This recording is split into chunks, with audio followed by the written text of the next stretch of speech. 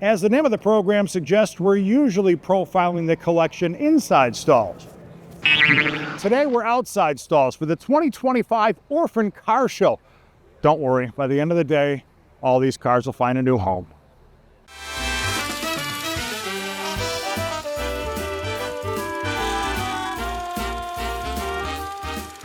A world of wonder, where fantastical music machines provide the soundtrack for a tantalizing stroll through history. Vintage automobiles and memorabilia stimulate the senses around every chromed curve and corner. This is Inside Stahls.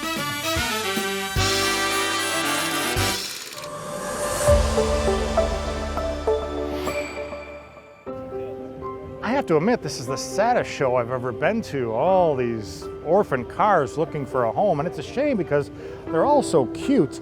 I just hope that they'll eventually go home to a loving family one of these days, but unfortunately, Mickey. Top Hat John, world-renowned auto appraiser. I was just walking by here. I saw a bright red car, and you stand up so tall. You know, it's you.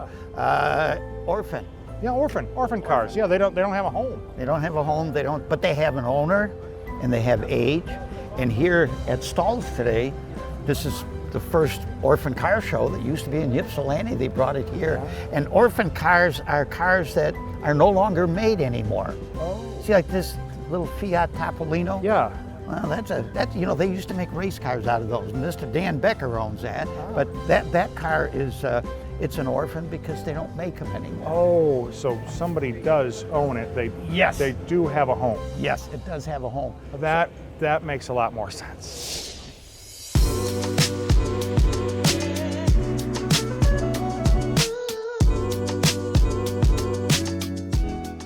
Throughout the passage of time, cars have come and cars have gone, and so have the companies that built them. But preservation mixed with some sincere dedication has kept these brands alive and beloved and on display at Stahls in a show dedicated just for them. So what's the little story behind the Orphan Car Show then? Well, we heard that Ypsilanti, they've always had it, and they weren't unable to continue it, so we decided to pick it up. No, the fact that you probably house some orphans inside of Stahls, like I said, makes it a good fit, right? We've got one good orphanage in there, yes, for sure.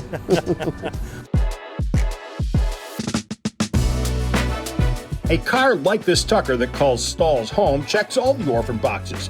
Made by an independent company that is no longer in operation, with a model that is no longer made, produced in limited numbers, with few remaining in existence. It's tough to beat in the orphan world, but not impossible. That's what's cool about an Orphan Car Show. By nature, you're going to run into some oddities and rarities. Have you ever heard of a Woodle Wildfire? Now you're about to.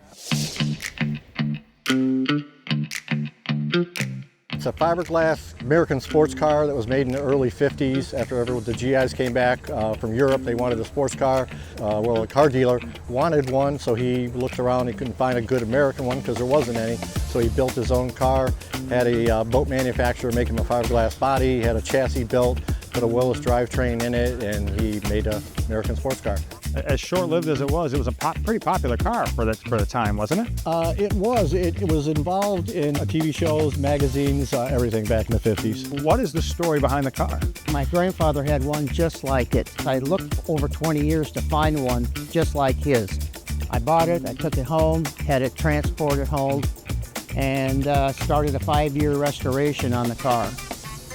The first show I took it to was at the Carson Museum, and the curator came out and said, "Do you know what you have here?" And I said, "Yes, I have a 2-door DeSoto like my grandfather." He says, "No, you have an early dealer car," and he says, "I'll tell you how." He went through the car, and he gave me this brochure on the front. He said, "This is your car. That motor is how that should look." So it's not only an orphan, it's a rare car. It's a very rare car, yes. You weren't even aware of what an orphan was, or that this qualified, right? No, I saw this show advertised and I go, I don't really know what it meant. And then I read about it and I went, well, this car's perfect for that show. Why does it fit the criteria? Right. Well, they don't make Cranbrooks anymore. Plymouth only made them 51 to 53. Dad always called it the J.C. Whitney Custom because it's got a lot of J.C. Whitney parts on it. It's got a Fenton manifold, exhaust manifold, so it splits into dual exhaust with Smithy glass packs of flathead 6s. Sounds good. Yeah. And it's a cool car, like you said. You don't see a lot of them. They didn't make a lot of them, and it's a family car. So what's it mean to you to be able to preserve it and bring it to shows like this? I love it. And what's rare, most of these were 4-door because they were a family car. So yeah, to get a 2-door was kind of cool because you don't see them. It's a 1947 Mercury 8. My father had one when he was 17. That's what he raced on Woodward.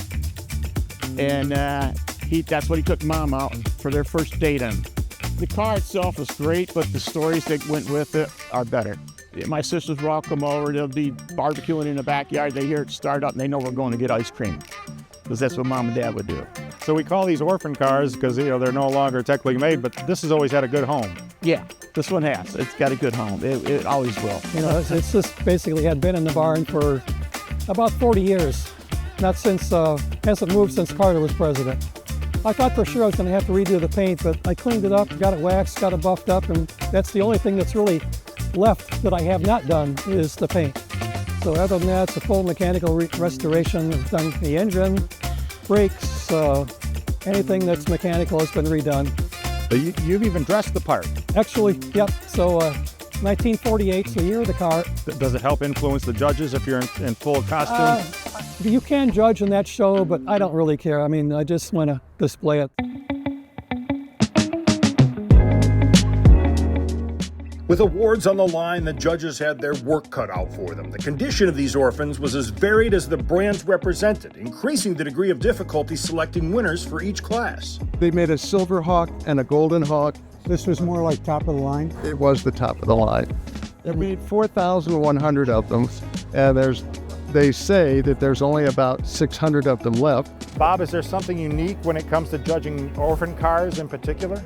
It's such a wide variance of cars. Trying to figure out how to decide not only condition, which is great, but what thing called wow factor. How neat, and this is supercharged. That's a wow factor. That's a 4-cylinder engine off of a V8. That's a wow factor. Different people get excited about different things, and that's why we have the hobby. But that's a lot of why this judging is so unique, because you don't want to disappoint anybody. We're happy everybody came, and yet you got to pick something. In addition to the judges' scrutiny, each orphan owner also had an opportunity to participate in something called Pass in Review.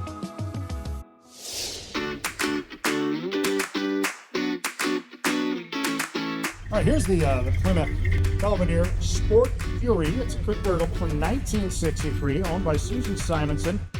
Well, Pass and Review, that's a chance that the owner gets to show his car and to the people that are here, and we do a talk about what the car is.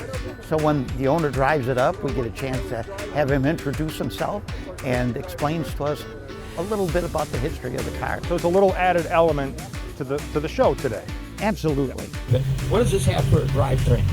It's got a 1200cc engine, all the 49 horsepower. Big Finn era car here. I pointed out to you, 1959 Imperial. This is a big car, a lot to it, complete with the Kennedy for President sticker in the rear window here. This one is an absolutely gorgeous example. When you look at it, it's kind of like a Volkswagen, but not a Volkswagen. This is a 1960 Triumph TR3. Ken, you got a couple of cars here today. You're back. One by one, from the early 1900s to the late 1990s, cars that might have been forgotten took their place in the winner's circle and presented a smiling reminder that there is a seat for every driver. Best of the show. We always see and learn a lot inside Stahls, but sometimes when you step outside, you pick up a thing or two as well. I, for one, am relieved to know that all these cars will be going home to loving homes at the end of the day. And whether inside or outside, they'll always be welcomed with a warm embrace here at Stahls.